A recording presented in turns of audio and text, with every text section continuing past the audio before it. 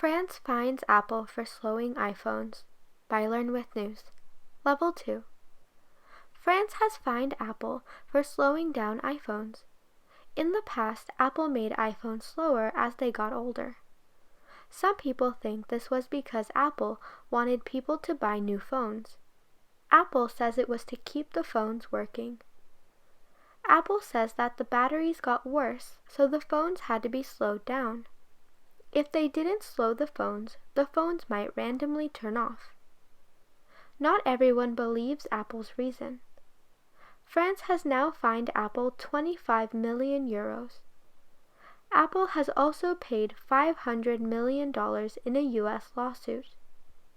France has fined Apple for not telling people about slowing the phones. They didn't say that Apple slowed the phones for a bad reason. Apple apologized for not telling people about slowing their phones. The company also discounted battery replacements on their phones to $29 for 1 year. 11 million people got a cheaper battery from Apple.